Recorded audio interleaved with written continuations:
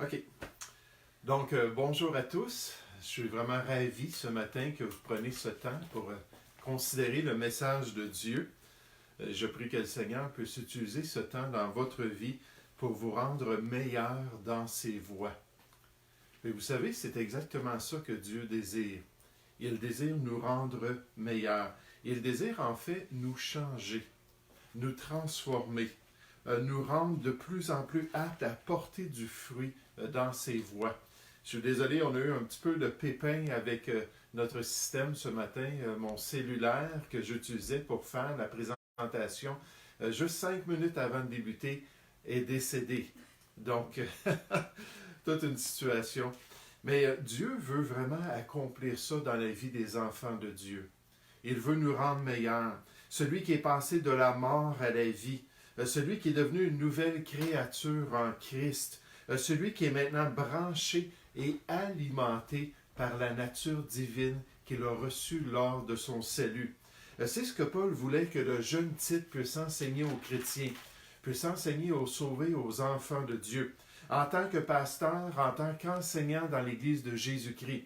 Tournez avec moi, s'il vous plaît, dans l'Épître de Tite, au chapitre 2. L'Épître de Tite, au chapitre 2. Mon épouse et moi écoutons une série en ce moment par un professeur, Jim Berg, qui se concentre sur les changements que Dieu désire dans la vie des enfants de Dieu. Les changements qu'il veut accomplir chez les chrétiens. Puis dans sa section sur la culpabilité et sur les manières de recevoir le pardon de Dieu et le pardon de son prochain et des croyants en particulier, Jim Berg dit qu'il a remarqué quelque chose qui l'avait beaucoup attristé. C'est qu'il a remarqué que dans l'Église de Jésus-Christ, il y a des offenses qui sont faites entre chrétiens, mais il n'y a pas de réconciliation réelle. C'est-à-dire, par exemple, que Jacques, un bon dimanche matin, vient à l'église, puis il rencontre Jeanne, puis Jacques, pour X raisons, est vraiment bouleversé, il est vraiment pas bien disposé. Puis en parlant avec Jeanne, Jeanne lui mentionne quelque chose qui fait en sorte que Jacques se tourne vers elle, puis l'insulte, puis utilise des paroles vraiment offensantes, puis blessantes, puis il vraiment, là, il s'ouvre complètement, puis il détruit Jeanne par ses paroles. Malgré le fait que Éphésiens 4,29 nous dit qu'il ne sort de votre bouche aucune parole mauvaise. Donc, une situation comme ça peut se produire où Jacques va vraiment blesser puis offenser sa sœur dans le Seigneur. Puis ensuite, il va continuer la réunion. Il va revenir peut-être le dimanche soir puis faire comme s'il n'y avait rien qui s'était produit. Puis là, Jim Berg, il dit, moi, il dit, ça fait des années, je travaille avec les gens, puis je vois que ça se produit continuellement. Puis vous savez, quand il a dit ça, mon épouse et moi, on s'est regardés et on a dit « Wow! » Nous aussi, on avait remarqué cela. Nous aussi, on avait vu que c'était le même phénomène entre chrétiens. La même réalité dans leur relation. Un chrétien qui va blesser, qui va offenser, qui va pécher contre son frère. Puis là, ensuite, il ne vient pas pour demander pardon, puis de vraiment être réconcilié. Peut-être que vous aussi, vous avez remarqué ça.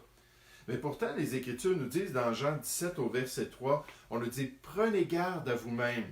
Si ton frère a péché, s'il est venu, s'il t'a offensé, reprends-le. » Puis l'objectif, c'est de pouvoir se réconcilier nécessairement et pas offenser notre frère à notre tour. Reprends-le et s'il se repent, s'il avoue, s'il te demande pardon, pardonne-lui. Puis la réconciliation entre chrétiens est conditionnelle au fait qu'on va demander pardon. En fait, le Seigneur Jésus a dit « Et s'il a péché contre toi 7 fois dans la même journée. » Puis là, on pourrait se dire « Ouais, mais s'il l'a fait 7 fois, je ne peux pas vraiment lui pardonner. » Dieu ne nous demande pas de considérer s'il est sincère ou non, ou de juger l'état de son cœur. Il dit « Fais ce que toi tu dois faire. » Et s'il a péché contre toi 7 fois dans un jour, et que 7 fois il revienne à toi disant « Ça, c'est conditionnel, c'est important. Disant, je me repens, tu lui pardonneras. » Mais la leçon de tout ce que je vous dis en ce moment, c'est que le chrétien doit changer. L'enfant de Dieu doit changer.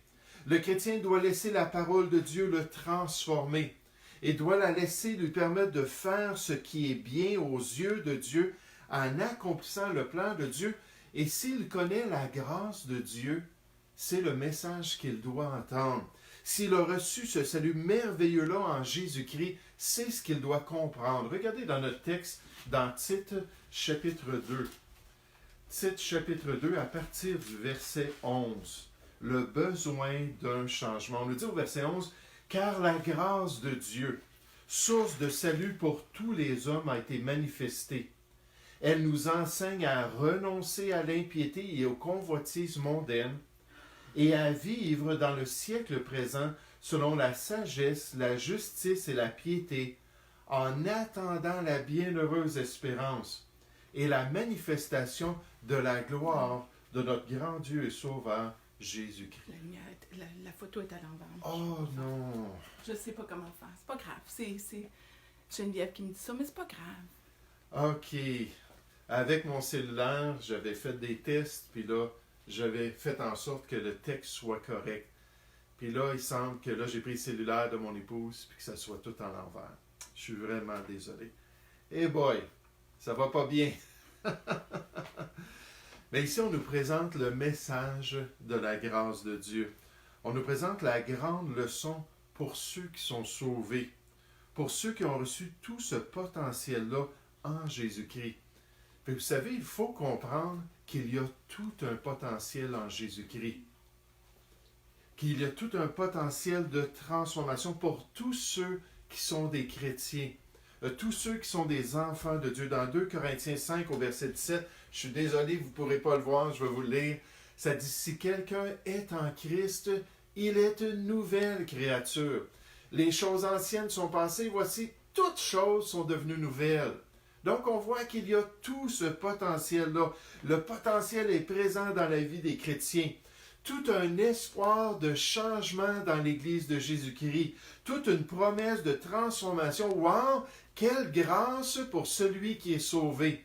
Quelle grâce pour celui qui a connu la grâce de Dieu. Et c'est pourquoi la Bible nous dit de marcher à cet égard de progrès en progrès. Dans notre marche chrétienne, dans notre désir d'accomplir la volonté de Dieu, on nous dit que le potentiel est là de marcher à cet égard de progrès en progrès, de travailler de mieux en mieux à l'œuvre du Seigneur, pour la gloire de Dieu et pour son honneur.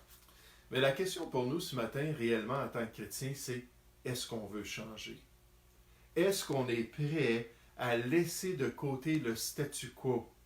Est-ce qu'on est prêt, comme mon pasteur nous le disait souvent, à enlever notre véhicule ou notre vie du P, du park, puis à le mettre sur le D, le drive, puis aller de l'avant pour la gloire de Dieu, aller de l'avant pour accomplir sa volonté. Puis je suis content que mon pasteur nous a dit ça, parce que c'est le rôle du pasteur. C'est le rôle du pasteur d'encourager le changement. C'est le rôle du pasteur de parler aux chrétiens et de leur dire, écoutez, on doit devenir de plus en plus comme Jésus-Christ.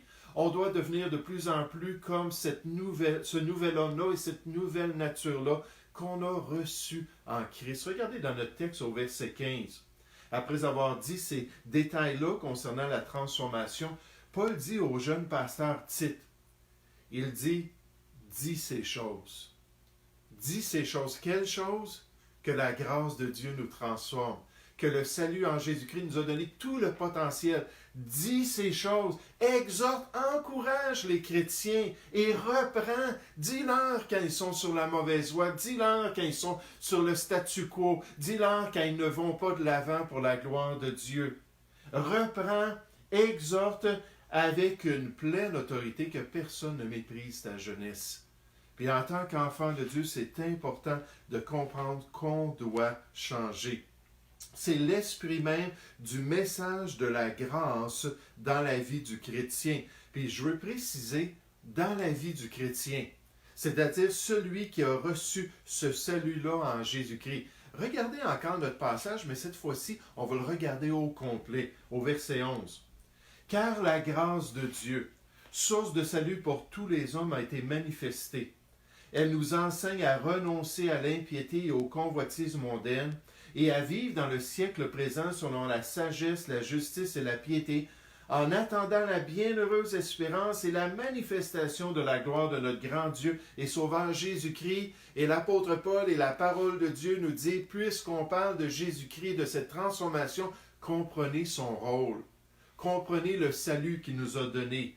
Il, verset 14, s'est donné lui-même pour nous sur la croix du Calvaire. Il s'est offert pour nous afin de nous racheter de toute iniquité, de nous donner un pardon complet et de se faire un peuple qui lui appartienne, purifié par lui et zélé pour les bonnes œuvres, dit ces choses, dit que Jésus a tout accompli pour qu'il y ait ce changement, pour qu'il y ait cette transformation dans la vie de l'enfant de Dieu. Et pour le croyant, ce changement implique deux aspects. Pour l'enfant de Dieu, il y a deux facettes du changement attendu par Dieu. La première facette, c'est cet aspect-là qui nous porte à rejeter les éléments de notre vie passée. Puis le deuxième aspect, ça nous porte à ajouter des éléments nouveaux à notre vie présente. Je répète cela. Les deux aspects qu'on voit ici dans Tite chapitre 2 et cette leçon-là que la grâce de Dieu est en train de nous enseigner ce matin, c'est que premièrement, on doit rejeter les éléments de notre vie passée. Puis deuxièmement, on doit rajouter de nouveaux éléments à notre vie présente.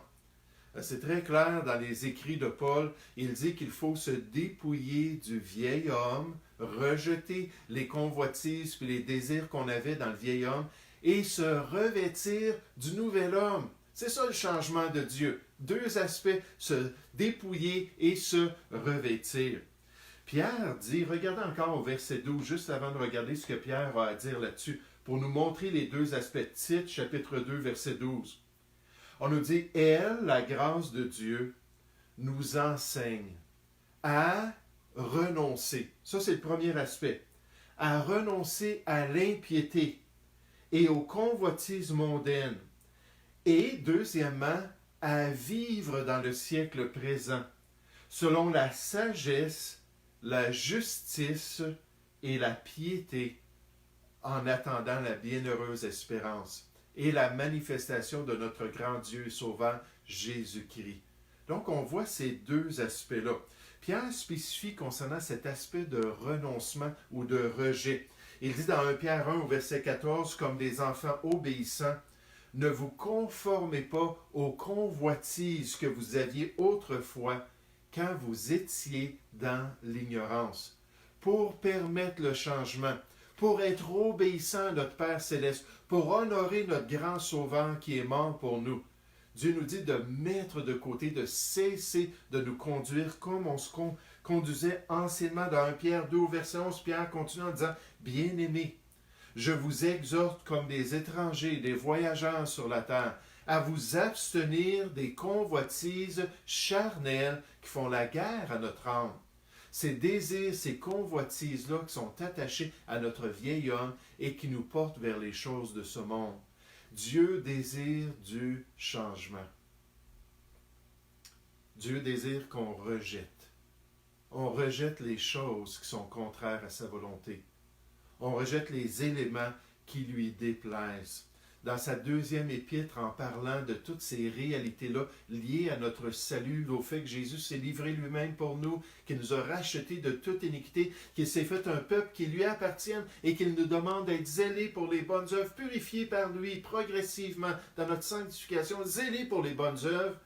Il nous dit qu'en tant que chrétiens, ces réalités spirituelles, lesquelles nous assurent de sa part les plus grandes et les plus précieuses promesses, afin que par elles, vous deveniez participants de la nature divine, l'image même de Jésus-Christ, en fuyant la corruption qui existe dans le monde par la convoitise.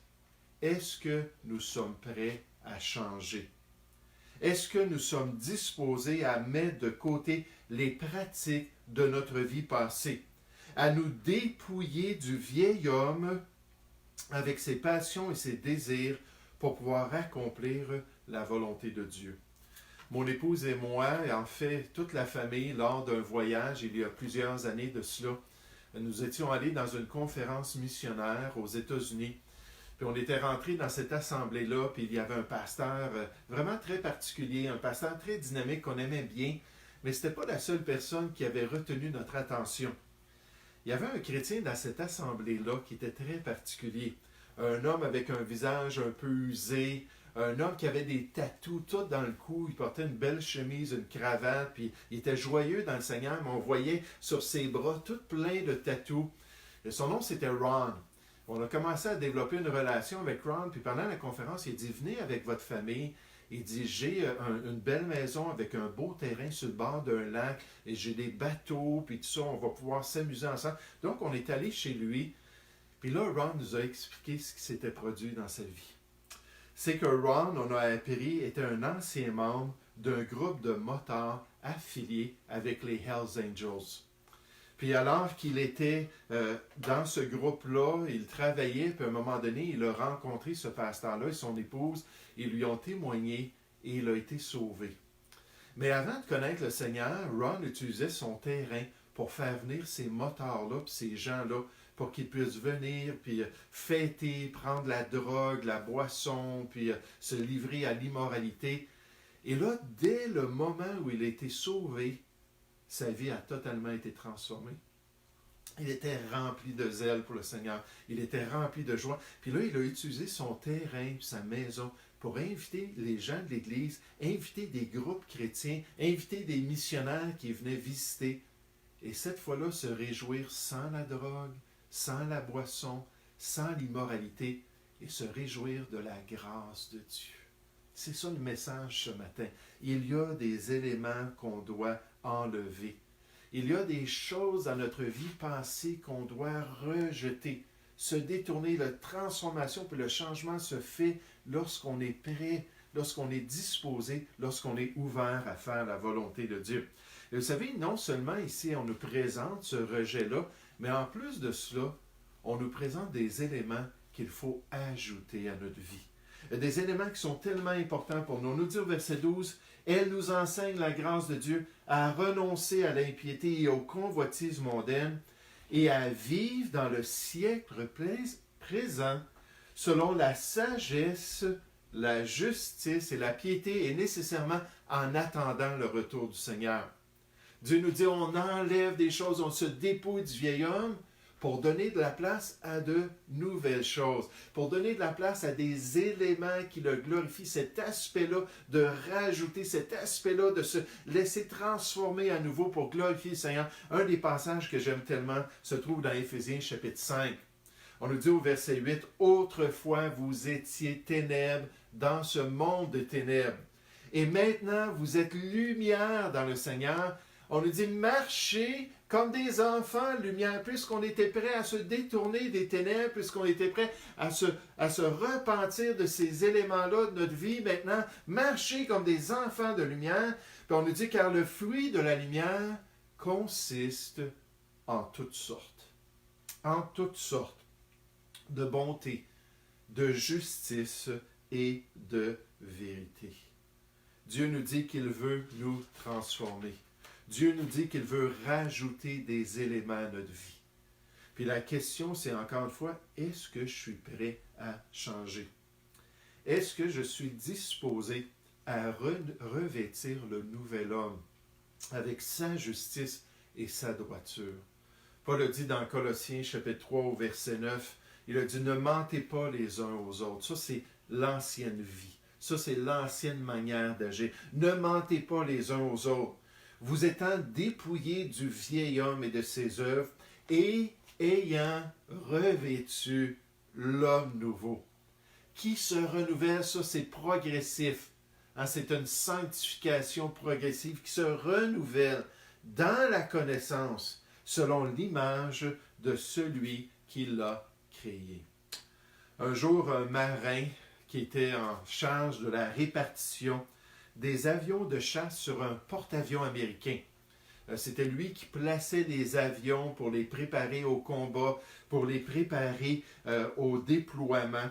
C'était toute une tâche qu'il avait, c'était toute une responsabilité. Le succès de leur déploiement dépendait de ses capacités à bien placer les avions de chasse sur les différents niveaux du porte-avions, à bien gérer cela. Mais avec toute la pression, puis les difficultés avec les guerres dans lesquelles ce porte-avions-là avait été impliqué, il y avait beaucoup de pression. Puis quand ils étaient en pause, puis qu'ils s'en allaient dans des ports étrangers, la plupart des gens, incluant cet homme-là, s'en allaient dans des bars, ils buvaient, ils couchaient avec des dames de la région, puis c'était de l'immoralité. Plusieurs d'entre eux étaient mariés, plusieurs d'entre eux avaient des copines, tout ça, mais ils se livraient à ce genre de conduite-là, jusqu'à ce que cet homme-là, en revenant aux États-Unis, entende l'Évangile. Et non seulement Dieu l'a sauvé de la boisson, puis de l'immoralité, mais il lui a permis de se marier avec une chrétienne. Puis après cela, lorsqu'il partait pour les 6, les 9 mois, des fois même l'année complète en déploiement, puis il continuait à placer ses avions, puis à être efficace dans son travail, là, encore une fois, les gens arrivaient à un port, puis les marins partaient pour aller se livrer à la boisson, aller se livrer à l'immoralité. Ce qui est vraiment frappant avec ça, c'est que lui, il a totalement refusé de faire ça. Puis il a dit, maintenant, je suis fidèle à une épouse. Et maintenant, je suis fidèle à un sauveur. Puis, il a décidé de vivre autrement. Arrêter cette vieille conduite-là, mais pratiquer de nouvelles choses pour la gloire de Dieu. Frères et sœurs, le chrétien doit changer. L'enfant de Dieu doit accepter une transformation progressive pour le restant de sa vie, alors qu'il marche avec Dieu. Il y a deux aspects de cela, des éléments que Dieu va confronter, qu'il doit enlever de sa vie, des éléments que Dieu va lui montrer, alors qu'il va examiner ce qui est agréable au Seigneur, qu'il doit rajouter à sa vie. Toute la dynamique est là, tout le potentiel est là. Et tout au travers de sa vie, il doit être prêt à vivre différemment, puis à glorifier son Sauveur en portant de plus en plus de fruits pour lui. Puis encore une fois, ça dépend de sa disposition. Le pasteur est là pour l'exhorter, l'encourager, le reprendre des fois. Mais dans le fond, le Seigneur agit dans sa vie pour accomplir cette œuvre. Le Seigneur veut lui permettre de grandir. Vous savez, un bel exemple biblique de cela, probablement le plus grand exemple, c'est la conversion de Saul de Tarse. Vous vous rappelez quand Saul de Tarse s'en allait pour persécuter des chrétiens, puis à un moment donné, il a vu une lumière, puis s'est projeté à terre, puis il a compris que c'était Jésus. Quelques jours après, il a été sauvé. Puis là, il est devenu un ouvrier, un missionnaire. Dans Philippiens chapitre 3, Paul parle de sa grande transformation, de ses nouvelles priorités dans sa vie, et même de son renoncement total à sa vie passée avant Jésus-Christ. Il a dit dans Galates 6,14 que le monde était maintenant crucifié pour lui, comme lui, il était crucifié pour le monde, il était libéré du monde et nécessairement de sa vie passée. Puis quand il décrit ça dans Philippiens chapitre 3, il dit que les éléments qu'il aimait dans sa vie passée, il les regardait comme de la boue. Maintenant, l'expression, ça veut dire des déchets, des poubelles, ce qu'on va jeter aux chiens. Il dit, ça n'a plus du tout d'intérêt pour moi. C'est des choses que je me suis débarrassé et je ne veux plus savoir. Puis dans Galates chapitre 1, lorsqu'il est arrivé auprès des chrétiens à Jérusalem, en Judée, il a dit, « Ah, j'étais inconnu de visage aux églises de Judée qui sont en Christ. » Ce n'était pas là qu'il avait été sauvé, ce n'était pas dans cette région-là. Seulement, elles avaient entendu dire, puis regardez le témoignage de l'apôtre Paul, la grande transformation. Il a dit, « Celui qui autrefois nous persécutait, annonce maintenant la foi qu'il s'efforçait alors de détruire. » Puis là, il dit tout simplement, il dit, « Ma vie a été tellement changée que les gens savaient que Jésus-Christ était en moi, que Jésus-Christ m'avait sauvé. » Puis je me demande pour nous si c'est le cas. Est-ce que les gens qui nous côtoient ont vu une différence? Est-ce qu'ils ont vu ce changement-là? Puis j'espère ce matin que c'est un encouragement pour relever nos marches. Je suis désolé. C'est un encouragement pour aller de l'avant pour le Seigneur et accomplir sa volonté. Si vous avez des questions ce matin concernant ce message, si vous avez des questions concernant ce changement que Dieu attend, cette transformation en mettant de côté notre ancienne vie, puis en permettant des nouveaux éléments dans notre vie présente, je vous encourage à me les poser sur Facebook. Maintenant, j'ai plus mon cellulaire, mais j'ai mon portable, puis je vais tout de suite, après qu'on va terminer, aller sur Facebook, ça me ferait plaisir de répondre à vos questions. Merci beaucoup, que le Seigneur vous bénisse.